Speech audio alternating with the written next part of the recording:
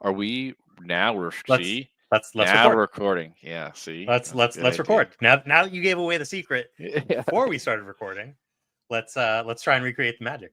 Yeah, the hidden gems behind the scenes of the insurance panel with Nick Frumkin and Matthew Murray. Welcome back, everybody, What to up? another recording. It's gonna be May. We're in May already. Yeah. This year is moving fast. It seems like it's moving fast, but it's moving at the exact same pace as it always does, 1 minute at a time. Same speed as always. I'm going to tell you, February felt like the longest month in the history of the world, and Really? then but then March and April passed like no time passed at all. And for me, I think it has to do more with the weather than anything else. It was a miserably cold and gray and bleak February weather-wise in southeastern Pennsylvania, and it's fine now. The weather got nice quick, and March and April like cruised through. I can't believe April's already over. Yeah, it happened real quick. I was doing a lot of traveling, so it seemed like every single week I've been in another state, or it's conference season. Yeah. Medicarians, Medicare Con. Is there a final expense conference or two? I don't know if any of the final expense conferences are still happening. Is like 8% and all that still going on, or is like it's still happening? Does anybody care? It's still happening. Fair enough. We don't want Cody. We don't want Cody mad at us. Well, people are going. Oh, okay, so good. Oh, okay. You know, people are going, so somebody cares. Good. Yeah. Is there an equivalent to like Medicarians in the final expense world anymore? Like, it's weird because I feel like 8% kind of started all of this, and all of this came about because 8% made things kind of explode. But then like Medicarians is turning out to be like actually like a thing. Like, and Medicarians was huge. I mean, yeah. I went a couple of years ago, I think in 2023, when I was with IFG, and it didn't seem that big. But when I went this year, no, it's a deal now. Like carriers are setting up booths, and like it's a legitimate thing. It's a legitimate thing. I would say that if I had to give feedback, or if anybody's watching this and cares what I have to say, and if you are, welcome. We've been doing this for 7 years. We have 1,600 subscribers, so we're not. I don't know why you're watching this if you don't care what we have to say. What are you doing? Yeah, why are you Spend here? Your time. If you do like you're saying, record. But Medicare Con, to me, seems to be more of, we want to give you things that other people are doing to help their business grow. What are some tips and tricks? Medicarian seems to be more of industry knowledge, CMS back-end stuff. Here's what's going on in the industry. Not that Medicare Con doesn't have it, but Medicare Con is it's about how do we help you grow, or we have these speakers, and one of them you want to see, and you're gonna get something like Matt Timon, who I'm a big fan of, who I've worked with for a long time. Incredible job, and he's really, the way he did his business is incredible. I'm gonna tell you, I don't want to get Justin Brock mad at me or anything, but honestly, what you just described, of the two, Medicarians actually seems like the thing that's more valuable to the general agent on the street. Yeah. Like if you need training, again, I cannot stress this enough. If you need training, get training from somebody who's going to work with you. Don't go get training from some guy who's standing on a stage. Not that Matt Timmons is a bad guy, or doesn't have good things to say. Not that Josh Lustig is a bad guy or doesn't have good things to say. I love Josh. I don't know if he was at Medicare Con this year, but he was. Last year he was. Like these are great people who have great things to say, and they're really interesting to talk to, and it's really good to meet them. But boy, howdy, it is.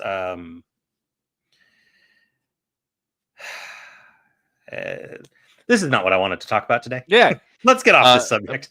Buy more leads. No, So I wanted to talk about what you were talking about before we started recording, though, which is trust.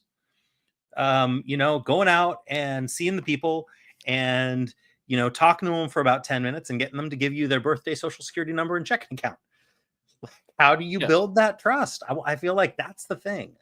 Like that's Okay. that's the interesting stuff to me. Okay. So early on, your trust, if when you first get started, if you're watching this, your trust comes from the license that you hold, that you do know what you're talking about because you have the ability to, right? Mhm. Trust comes from a well scripted presentation that follows along a path that is getting you to the end goal. Today, I've been doing this for near a decade. Okay. Mhm. Trust comes from my confidence that I'm doing the right thing for the person every single time And that you without know what you're question. doing, And right? I know Like exactly what I'm doing.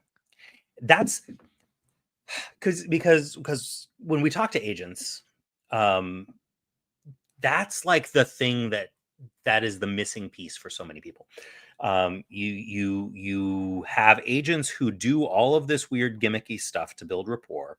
You have agents that do all of this weird gimmicky stuff to try and demonstrate that they're trustworthy, or tell you that they're trustworthy. um and and I understand that it's not like you can build this overnight, but so much of getting somebody to trust you rapidly has so very little to do with anything that you say, and it has everything to do with how you carry yourself and all of the nonverbal things that you do without necessarily knowing that you're doing them, to indicate that you are confident in what you're saying. Mhm. I remember telling somebody once upon a time that my superpower, I'm not the greatest salesman in the world, but my superpower is, if I sit down with you and I look you in the eye and I tell you, hey Matt, this is what you need to do, this is the thing that you need, you will believe me. Mhm. That's my superpower. Yeah. um and that comes from me being confident. That you were talking about how you had a great day. Tell the story of what of your day today, because you told me briefly, and I saw you post a little thing on Facebook. But I think the folks at home would like to hear. Sure. You sold 3 out of 4 today. 3 out of 4. It was a very interesting day. So the first house was 8 a.m. I was a little bit late, and I I knock on the door. The TV was playing super loud, and I Yep. know someone's home. And I keep knocking, and I knock for 5 minutes. For 5 minutes, finally, someone comes to the door, right? And so that tells you that I've done it before. I know someone's home. I just keep knocking and get them to understand that I'm there to help them, right? They finally open the door, and I'm like, "Sorry, I'm late. I had a little bit of traffic, and then you didn't answer the door." So I'd be there, like, "Okay, great." They had insurance. I sat down with them, and the type of lead that I have is designed for my type of presentation, right? Right. And so it's very, mine's a survey, and so it's kind of like, "What is your age?" And I'm like, "Okay, what's your birthday?" It's kind of a follow up question. It says you do have life insurance. What company is it with? Mutual of Omaha, great company actually, one we use all the time. Now, did you get the graded one? Did you do it over the phone? Or did you do it through the mail, or is this something that somebody came out and got to you? Oh, it was over the phone. Okay, let's give them a call real quick. Do you have that policy? No, I don't have it. I got it 4 days ago. Glad I came by. It was a graded policy. Mhm. Um, and why does it need to be graded? What does that mean? Well, that's a 2-year waiting period. It means if something happened to you in the first 2 years of your policy, your wife there will get all the money back plus 10%. And after that, it goes into full benefit, which is okay if that's what you need. But I mean, you stand tall. What's going on with your health? Tell me a little bit about you. Well, I got COPD. Okay, with or without oxygen? Without oxygen. I know where I'm going. Right. Right? Okay, I know the next couple questions to ask. Any Alzheimer's? Any dementia? Any sometimers? I'm doing my field underwriting. I'm learning a bit about the person. Hey, matter of fact, Go grab your medicine. Let's stop asking all these questions. Go grab your medicine bag for me. All right? It turns out that this guy was paying $225 for a Mutual of Omaha policy. A Graded. lot of money. And we were able to get him the same amount of coverage for $187 for Baltimore Life. Preferred coverage. The wife had a $5,000 AIG policy. Mm-hmm. What's going on with your wife? Why did she get an AIG policy? Did you get that one over the phone too? Yeah, I got that one over the phone. Okay. What's going on with her? Well, she had a stroke 10 years ago. Okay. Anything else? Right. Diabetic. Anything else? Takes insulin. Anything else? High blood pressure. Cool. Anything else? Now, I'm going to use insurance toolkits on this one. Why not? And preferred Standard Life, which is a carrier I just picked up and am liking a lot. Instead of getting her $5,000 in coverage, for the same premium, we got her $20,000 in coverage. Fantastic. Day one coverage on both. No 2-year waiting period. If people were to continue to call these people, okay, they would have never taken the time to go.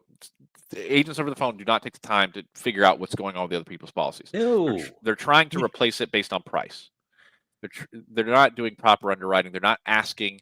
They're not calling their company. I called the company, Mutual of Omaha, and said, "What's going on with these people?" Now, AIG was simple. It's a 2-year waiting period, and it said it right on the policy.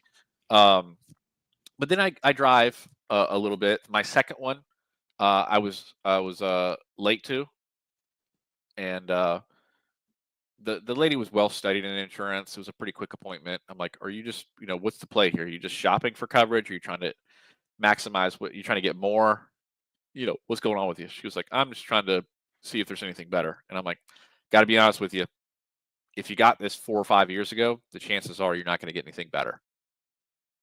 Okay. Quoted out anyways. She didn't want it. It's going to be a $30, $40 policy. Hey, here's the Walmart gift card. Have a great day. All right. Then I was already late to the next one because the first one took longer than I wanted to. And when I got in the house, 2 ladies, I could tell something's wrong. Her daughter passed away 2 days ago. Ooh, that's tough. So I was like, "Hey, I'm going to take off my insurance hat and I'm going to put on my funeral director hat. I'm going to teach you some things that you need to know about planning a funeral so you can save money on your daughter's funeral. I know this is weird to talk about, but give me 10 minutes. I'm going to go over this. Before you leave, I want to make sure my insurance is straight." Perfect. Sold it. Didn't. I was not planning on talking about insurance because it was weird talking about insurance. Someone passed away 2 days ago. 3 doors down the street, I noticed I had another lead in my car. I didn't set an appointment, but I know how to door knock. Sat down with her. Mutual of Omaha graded policy. Now, this one was interesting. She had Mutual of Omaha graded policy for 7 years. And she's paying on it for quite some time. So she had about $2,000 in cash value. Mm-hmm. And I said, "What about reduced paid up?" Well, she can get about $4,000 for reduced paid up. Okay. I can get her preferred coverage because she doesn't have any health problems other than high blood pressure and a little bit of that. I can get her preferred coverage. I'm going to save her $42 a month and get her the same $10,000 in coverage. I said, or you're 76 now. The long-term game's over for you. You're in the short game. You could, we could increase it in, $10,000 of coverage is going to cost you $4 more a month for the same coverage, and you can do whatever this with cash, whatever you'd like. And she was like, "I want to save some money." Okay, Great. perfect. Let's do that. Yes is a yes. I sat with her during the time of filling out the application. I was just more talking to her about, hey, it's really nice outside. And she's like, sure is. And I'm like, yeah, I'm just old school. I like sitting down with people. So many agents nowadays just do it over the phone. They don't take the time to sit down with people. And she's like, I know. Most people aren't taking the time to educate. I'm like, I know. I said, my superpower is education, which is hilarious because I dropped out of high school 3 times. So educating people in layman's terms, I'm able to take something that is complex and I'm able to make it easy to understand. That's my gift. And I'm able to teach that. And she's like, yeah, I'm all for it. And then I drove home. Sounds like a good day. I made $3,300. Actually, okay. I made $4,200 because of commissions, but $3,300 up front. Right. Yeah. Right. Yeah. What gets advanced to you? Yeah. So the thing is, like, you didn't spend a lot of time talking to any of these people. You didn't spend a lot of time like going through that. It doesn't sound like you spent half hour warming them up, asking them about their kids, asking about their grandkids, chatting about, and the thing that you were saying before we started hit record was, the power of just knowing that what you're doing is the right thing for the person and how that projects through. Yeah. The confidence of like, I know exactly what I'm doing and where I'm going based on what they're telling me. They can tell I'm trying to get something to them and not take something from them. Exactly. At no point does this person feel like I'm trying to sell them something. They're realizing that I'm trying to better their position. Exactly. And don't get me wrong, you were selling, right? 100%. Like, no question, what you were doing was selling. But it should never feel like you're being sold. Nobody wants to be sold. No. The prospect should never feel like you're selling them anything. And the thing that is so important for most people to understand is that if you go in with the attitude of, hey, I know you have a problem because otherwise I wouldn't be here, right? The only reason why I'm here is because you have a problem. Yep. And so my job is to figure out what your problem is and then fix your problem for you. And if you go in with that attitude of like, I'm just here to fix things for you, I'm here to help, you are going to be so glad you met me because I'm going to walk out of here and your life is going to be better because we sat down and talked today. Yep. And if you go in and as the agent that is true, they will feel that coming from you. 100% every single time. Absolutely feel it. You will not have to go through all the rigmarole of like, oh, your grandkids play soccer and, here, let me show you the pictures of my family. This is why I do this. Here's a picture of my daughter and here's my dog. And this is us on vacation last year. And they don't care. They don't care about you. The more you can realize that for them, you are a cipher. They need to be able to project onto you what they need to feel good about doing this transaction. You should be there's a term in fan fiction literary circles called being a Mary Sue. And it's used as a criticism, right? It's used as a criticism for authors who create a character that is basically, a self-insert. It's who the author is, but that the audience can also project their own ideas. You've got a blank of a character that doesn't have a lot of details to it, that the audience, when they're reading, they can imagine that they are that main character because it's somebody that they can project their own ideas onto. And that's what you need to be as an agent. You need to be that person where you're sitting down with the prospect and they, in their minds, see a picture of who you are that is entirely created by themselves.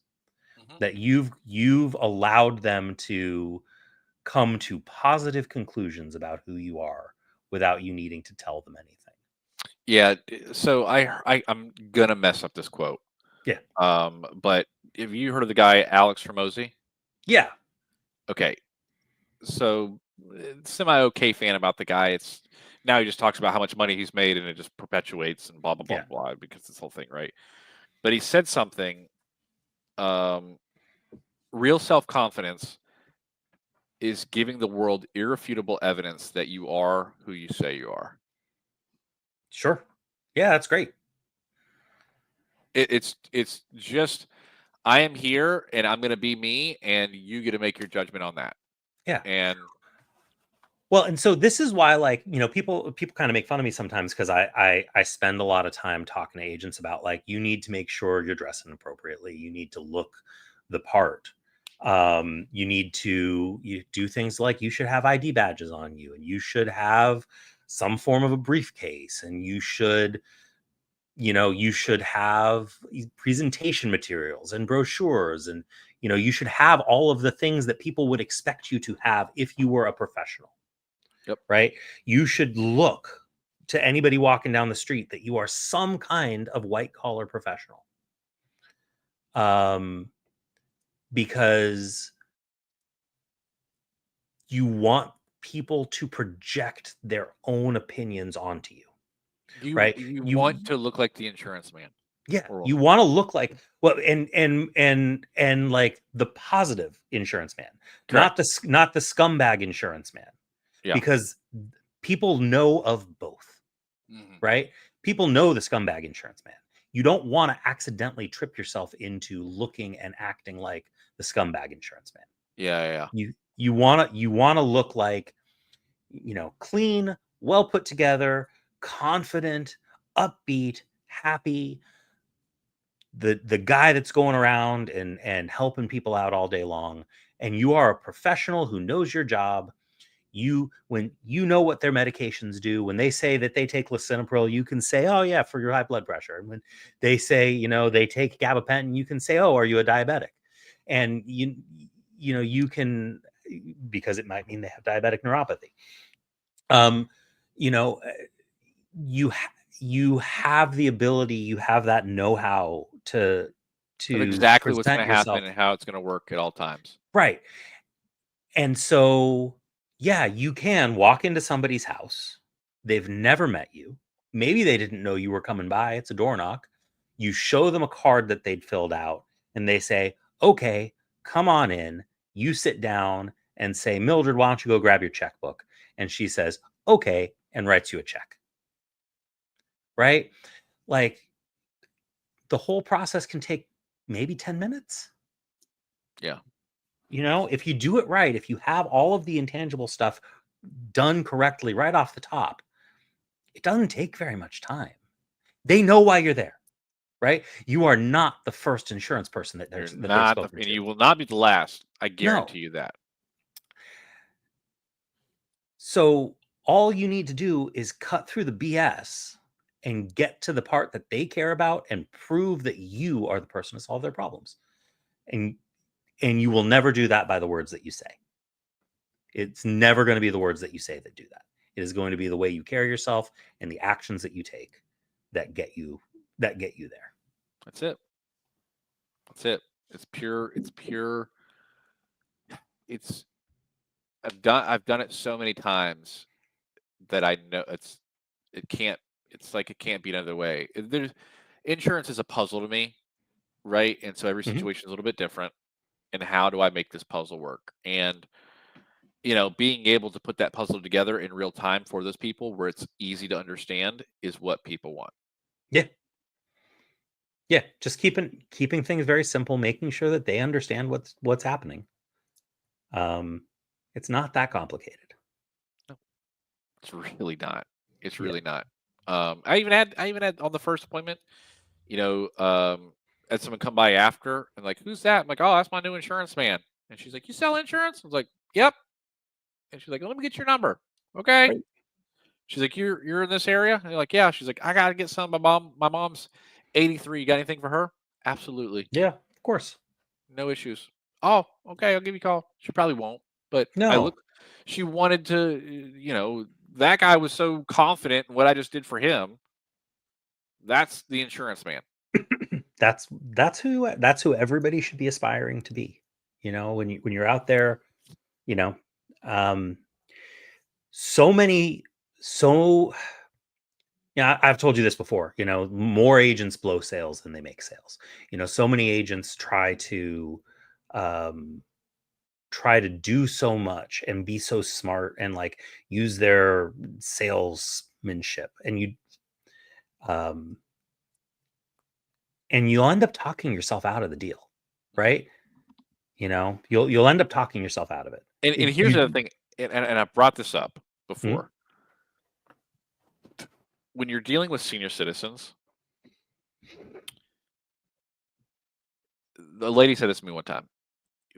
You just got here. I've been here. Right. They've seen the salesperson. Of course. They've seen it. They can smell it from a mile away. They also know that I was in sales and that I make a commission for what I do. Yeah. But they were confident because it bled so much out of me that they knew I was doing what I should be doing for them. And it made sense to them 100% the entire way through. They weren't confused. They weren't, why am I doing this again? They were going to have buyer's remorse. It was just a simple transaction. Yeah. Well, and here's the other thing that you are very good at, and that I hope I'm also very good at, but I don't want to say that I am. Is that you respect the clientele, and you don't hate final expense people. So many people that you talk to and that you see talking about online selling final expense, they are just trying to get through the day selling final expense, but they don't want to be selling final expense.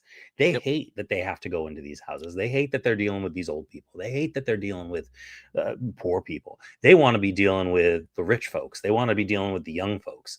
I saw a person post on Reddit the other day, like, why aren't we all targeting like people making $100,000 who are 35 years old? I was like, go, more power to you, buddy. You go talk to those people. I don't want to. I am happy to talk to the 70-year-old who's on, a $1,200 a month fixed income. When you have a respect for who the clients are, when you have a respect for who FE people are and what they are, that also comes through. Correct. And that also brings their walls down. They can tell they're not dumb. Yeah, they're not dumb. They're They wise. there's yeah. They know what's going on. They have got your number pegged before you even make it onto their front porch. Yeah. I appreciate that. Yeah, I do really care about our clients and I respect them. I mean, it's a better way to say it. I care for them. Okay, listen, it made sense to me early on in final expense. My mentor told me this, the guy that recruited me into this business. He's like, the people that we serve are impoverished people. They are trying to make ends meet. They will break their blood pressure pills in half because they can't afford it. Right. They're worried about when they get paid next. It is paycheck to paycheck or month to month. They don't have $10,000 stashed away. Matter of fact, if you find one, I'd be very surprised if you do. Yep. And when that comes, you let me know. We got something for them too. But the people that we serve don't have anybody coming by. And there's a level of care that you need to have for these people before you move forward with this. And if you don't care, they're not going to care for you either. But he's like, if you care like just a little bit about people and like who they are, and like if I didn't do what I did today and that lady and the husband passed away in the next 2 years, they're not going to have anything. You think they had $10,000 laying around? No, their family would be going around passing the hat and grumbling and upset about the insurance man who sold them insurance and didn't pay out anything. I talk to at minimum 15 people every week in, week out. I'm talking to 15 new prospects that I've never seen before every single week. And not a week goes by where I don't get one person, usually more than one, telling me a story about some life insurance policy that didn't pay out because their parents didn't understand it, their brother didn't understand it, their best friend didn't understand it, somebody died and they didn't actually understand their insurance, and the policy didn't pay out. And this is This is stuff that is just in the air.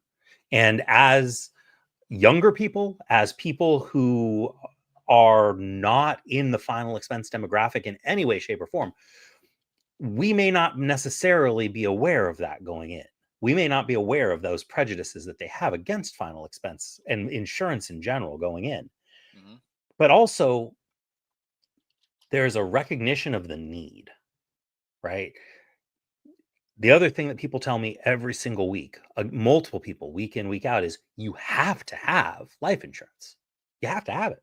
There is no choice. Yep. Now, that's not a thing that everybody feels, but that is definitely a thing that final expense prospects feel. 100%. And being the person that makes them comfortable with having the insurance that they know they need to have is a powerful thing. It's an important thing. You know, I don't know, they need us, you know? They definitely do. And I mean, it's changed so much. I mean, I'll never forget, when COVID happened, right? And I was Yeah, God, yeah. in whatever, I was in a small house in the middle of South Carolina on a farm, right? And we were recording stuff like Yeah. this, and it was like such a weird time. But at the time, like, field sales was such an all-time high, Yeah. right? But now it's so switched. But the person hasn't changed. Nope. The client hasn't changed at all. The only thing that's changed is the agents. The only thing that's changed is the agents, and the agents believe. Sorry, I'm not projecting to all agents here, but like, Eh, I talked to a lot of agents, and well, well, it's a lot. Well, my opportunity cost is better over the phone. I can see more It's not. people. It's not. We're not. We've done the math here recently on one of our previous videos, which I think is going up today. Thank you, Brittany. Hey. It's not. But if you think your client gives a crap about opportunity cost, you've already lost entirely. We service people who don't get the chance to be serviced by many people at all. Mm-hmm. And you can make them feel like rock stars. The guy I told today, I'm like, hey man, like, this isn't the only time I'm going to see you. I got other clients in the area, and so I just might stop by and come see you every once in a while. And once a year, I'm going to come make sure that your beneficiaries, I want to make sure that everything's good. I want to make sure you check on your beneficiary. So once a year, I'm going to come by and check in all this stuff. Yeah, I hope you do, man. I'd love that. It's just, it's not done. It's not in our field. It is done in other fields, but it's not done in our field, not anymore, and it used to be. And I will tell you, like, the opportunity cost thing makes me so mad because it does. Who's actually teaching the agents that the opportunity cost is better over the phone is the freaking IMOs. It's the recruiters. That is recruiter talk. Mm-hmm. That's people teaching. That is people who are looking to make money off of your back, not really caring if you are successful, but just caring that you're putting up some numbers. And if you don't ever actually make a lot of success, but it makes their risk lower and their volume higher, even though the quality of the sale is lower, they take that all day long. Yep. The large IMOs, like the big ones, they do not care. They just want the volume. They don't care if the business sticks more than 13 months. They don't care if you make a renewal off of it. They just want the volume because they know when it falls off, one of their other agents is going to go put it back on the books. They don't care about you. Mm-mm. And like none of the, I can think of one, maybe two call center owners who actually care anything at all about their employees. Like, yeah. You are, I'm going to get myself in trouble, but the whole opportunity cost for telesales thing is infuriating, and it's bad for clients. It's bad for consumers. It's bad for agents. The only people it's good for. It's even bad for the insurance companies. It's bad for the industry as a whole. It's good for the large IMOs. That's it.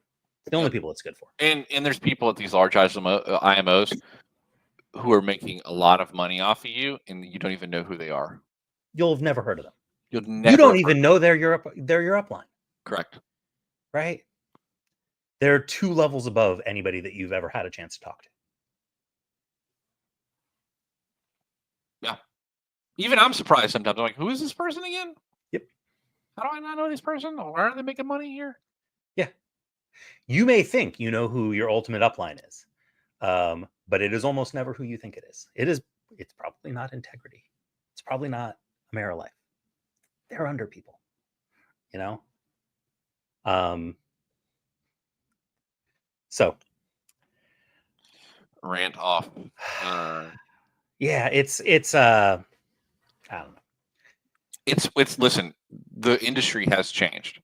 It has. Not Not necessarily for the better, though. Not necessarily for the better, and I think there is an opportunity to change it. There's an opportunity to go back to something good, and it's people desperately need it. Yeah. In more and more, I'm talking to agents who are burnt out from the phone. Burnt out. I'm talking like, why am I making $500 a day to talk to 4 people to get yelled at by 3 to possibly close 1? I had 4 conversations today. I mean, I'll tell you, I remember when I was doing telesales during the pandemic because I had no other choice. And, I was closing 10% of my leads and was being told that those were like rock star numbers. Yeah. And that was so depressing to me because I was used to closing 30% of my leads. Right. So my production per lead dropped by 1/3. And it was demoralizing. And then I find out that average agents are really only doing like 4 to 5% of their leads. I don't know how you talk to 100 people and close maybe 4 and don't feel like crap about yourself at the end of the day. Yeah. Or at the end of the week, or I don't know how long it'll take you to go through 100 people, but like that's about a week. 4 sales in a week and you've talked to 100 people. Like that sucks. I don't know. But that being said, I don't think that most people who are attracted to the industry to do telesales are fit for doing in-person sales. Legitimately. I don't think the idea that we can convert these people from doing phone sales into field sales holds water. What it is people are not coming into the insurance industry to do field sales anymore. Correct. And maybe you can get back some people who left the field to go to the phone, but I think much more likely, the thing that the industry as a whole needs is it needs to start looking for field salespeople again, who are not already insurance people. I'm on the hunt. Well, you're not the only one, but yeah, no, it's like, but a lot of times, I know this is just me and you speaking, but a lot of times, it just feels like we're the last of the Mohicans, right? Like we did a video on the last debit route agent. Yep. Right. And I feel like there's going to be some YouTube channel that someone makes, and they're all just telesales people, and they're like, we want to interview Matthew Murray and Nick Frumpkin, who are the last field agents of all time. You know what I mean? Like, that's what it feels like sometimes. Because when I talk about the field, and I do it openly, I talk about the field on Facebook as much as possible, and it's like I'm talking like I'm from like an Aztec pyramid builder. But like only when you talk to final expense folks, though. Like if you talk to people who are trying to break into some of the more traditional life insurance modes, most of them still do field sales. True. But but yeah, like I don't know. I still have yet to meet anybody who is a full-time telesales final expense agent who is making as much money or living the quality of life that the top producing field final expense agents are living. I know multiple millionaires who became millionaires from selling Final Expense face to face. I don't know anybody who's a millionaire from selling Final Expense over the phone. I know some people who are millionaires who got rich with telesales for FE because they owned the call center. Uh-huh. That's a different story. But I don't know anybody who, as a Final Expense agent, became rich selling Final Expense over the phone. I'm sure there are one or two, but I've never met them. I'm positive they exist. Yeah, they exist, but it just seems like I know a lot of them face to face, though. I know a lot of people face to face who are very who are still have who probably don't even sell sometimes. But they still have incredible renewals from Yeah, what they sold. yeah, Like still are absolutely, independently wealthy. absolutely. Independently wealthy. I don't know, but if you go online and you look, what happens is there's a lot of these leaderboards, and so people post production numbers. Yeah, our agents at 14,000. How much Yeah. did they make? Yeah.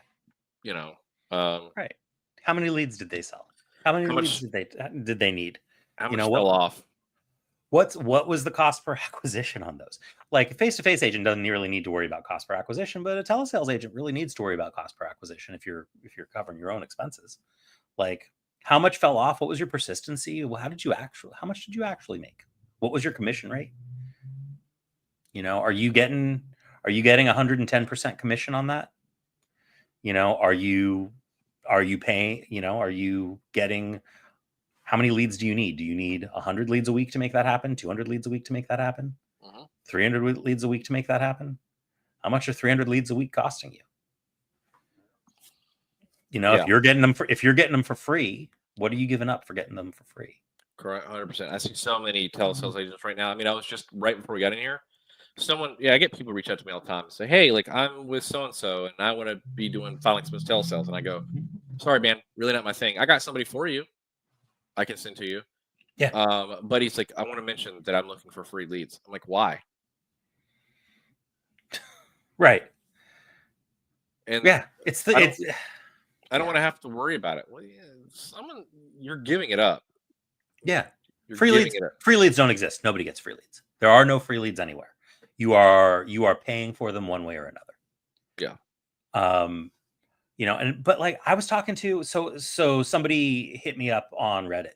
I was posting something on Reddit the other day, and somebody who's an IMO recruiter hit me up on Reddit and was like, "Hey, I saw you talking about Medicare. Do you ever do life insurance stuff?" And and I was kind of chatting with him back and forth a little bit, and he was like, "Well, I'm not really." And I said, "Yeah, I do some Final Expense." And he's like, "Oh man, Final Expense is so tough. I don't really look for Final Expense agents. We mostly do IULs and stuff over here." And I was like, "Oh, that's interesting." He's like, "Yeah, Final Expense, the persistency is always like 50-60%. You lose half of everything you put on the books." And I'm like, every Final Expense agent that I personally know, who I know actually produces, I don't know anybody who's got a persistency of worse than 80%. Most of them are closer to 90%. Yeah. But they all sell face to face. They all buy direct mail leads.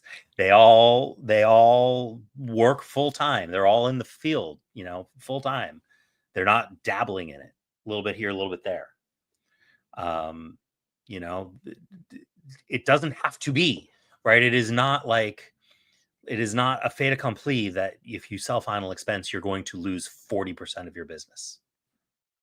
Yeah. That's just, it doesn't have to be that way. That's a number that somebody told you. Right. That you believe. I had somebody on my post today who just said chargeback coming in 3, 2, 1. And I went, but no. Not really. No. Like there's no way. Like now you didn't go into the detail that you went in on that Facebook post that you went into here. For sure, yeah. But there's no one, it's not like those are the only clients that you have. But two, there's no reason why any of those should charge back. Like zero reason. You put every single one of them into a better situation, and it would be very difficult to replace what you just put in place. Not that somebody couldn't do it, but it would have to be, it would, they're not doing it over the phone, and it would have to be an extremely skilled agent meeting them in person. Very skilled. And there's just not that many of those out there. There's a couple dozen of us who are actually skilled enough to maybe have done that. If you came behind me or Chris Smith, if Chris Smith followed me around, he'd probably he'd kill me, right? Right. But like, I mean, but like, shout out Chris it Smith. wouldn't necessarily be ethical, right? Like you could do it, but I don't know that you could do it ethically. And there's unethical agents out there. Oh man. Oh, I heard this did not happen to me. So we have a mutual friend, Jordan Cantwell. Yeah. He had the single most crazy thing happen to him that I have ever seen. And it's not, I kind of don't want to like steal his thunder, but like he ran into an agent who replaced him. And the guy replaced him. I'm going to get the story wrong.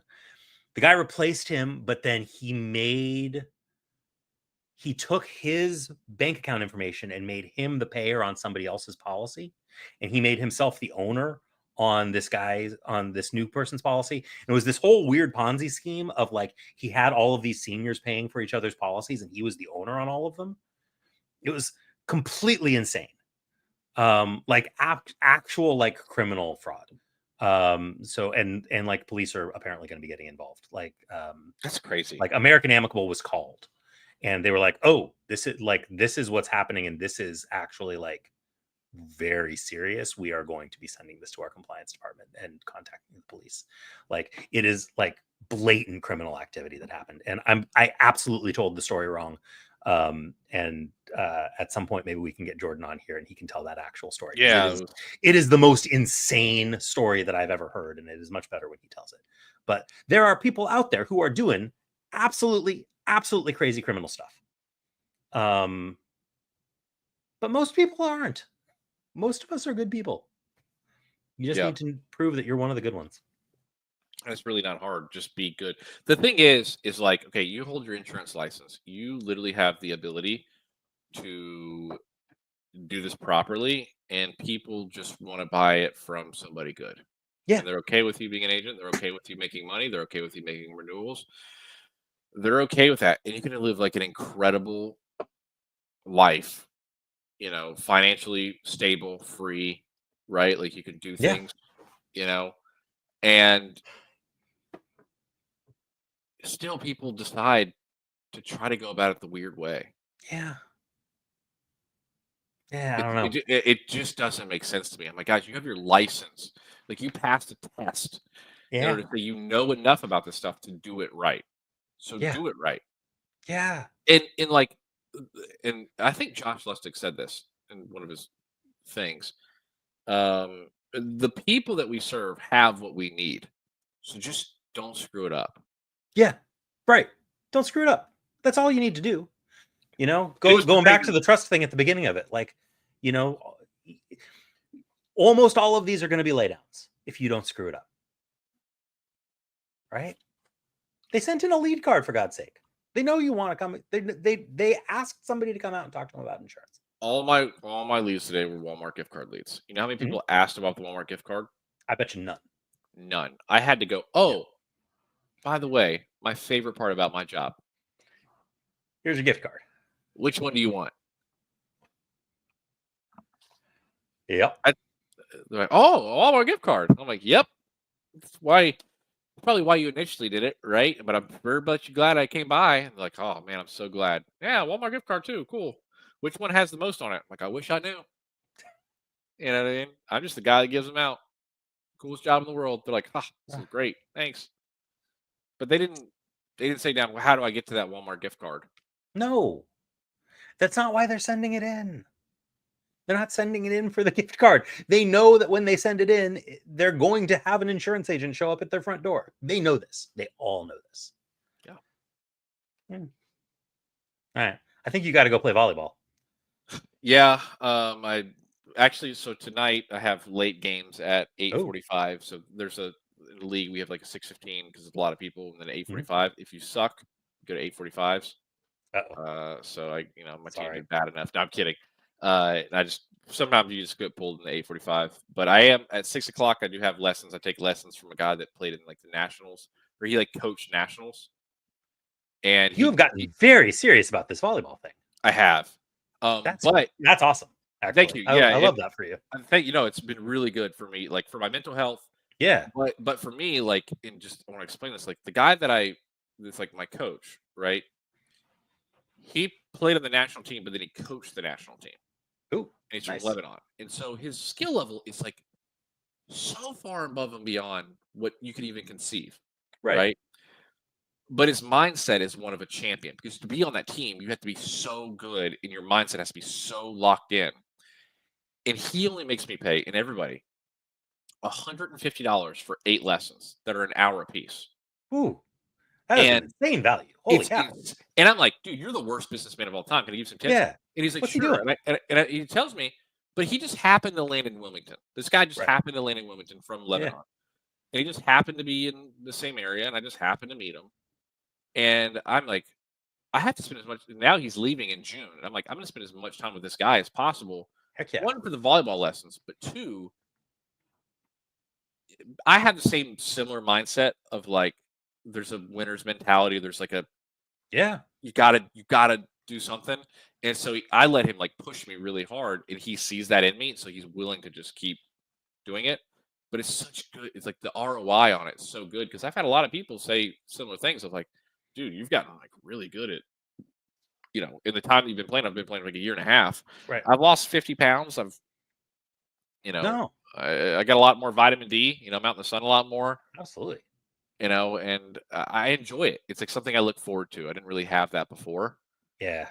And I wasn't really good at sports growing up. So this is one that I'm naturally athletic on it, and I can just hit the ball around, and it's fun, man. And it's a game that someone told me this last night. It's a game that you can be competitive with as long as you want to. Mm-hmm. I have That makes sense. I literally have medical beneficiaries going out there and whooping up on some 22-year-olds. Yeah. No, that absolutely makes sense to me. I totally get that. And it's a game of like spontaneous combustion of movements. It's Yeah. a game of efficiency. It's not sprints all the time. It's I have to get to that ball. I'm gonna move over there, get it. But it's Right. just that's what I enjoy about it. Yeah. So it's a lot of fun. It's a lot of fun. That's super awesome. I'm really glad because like that's a thing that maybe we should talk about sometime in the future. If you want to Hobbies. watch us talk about this sort of thing in the future, how to keep yourself from burning out, like having a life outside of Final Expense, because it is easy. It is shockingly easy to make this like take over your whole world. 100%.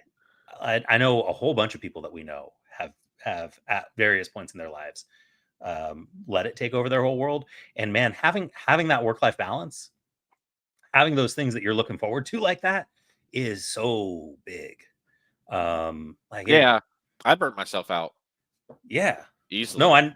yeah, like so this is great. I'm stoked for you that you've got this and that you're so like you're into it. That's awesome. Yeah, I love it. And like again, it comes back to the clients. Like they can see it too, because I'm like, hey, they're local to Wilmington. I'm like, hey, I play at this place, and it's been open for 25 years, so they know it, Yeah.